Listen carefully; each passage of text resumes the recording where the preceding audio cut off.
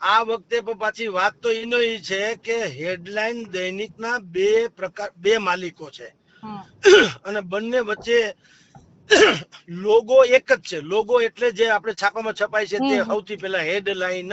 હમ અમારા શેઠનું છે એનું નામ છે મધ્ય ગુજરાત હેડલાઇન અને અહીંથી રાજકોટ થી નીકળે છે જે બીજું છાપું હેડલાઇન નું એમાં લખેલ છે સૌરાષ્ટ્ર હેડલાઇન.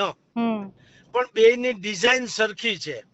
બે માલિકોના દાવા છે કે આ ટ્રેડમાર્ક અમારો છે. હમ બેયના દાવા છે. ઓકે. હમ હવે ઈ લડતમાં જે હોય તે રાજકોટના હેડલાઇન જે સૌરાષ્ટ્ર હેડલાઇન છે ઈ લોકોનું એમ કહેવાનું છે, એને ફરિયાદ એવી લખાવી છે કે અમને આ હેડલાઇન નો લોગો જે એક સરખો છે એના 40 લાખ રૂપિયા ગિરીશભાઈ સોલંકી અને મારું નામ પણ એમાં નાખ્યું જગદીશભાઈ મહેતાએ માંગ્યા.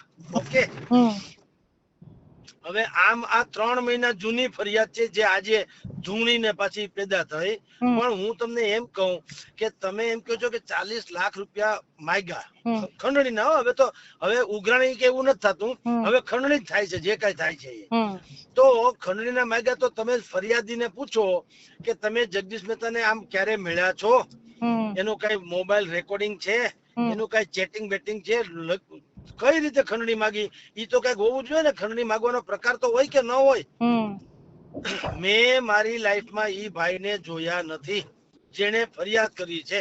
હમ તો કઈ રીતે ખંડણી માંગી છે ઈ કઈ ખબર પડે એમ મારું કહેવાનું છે.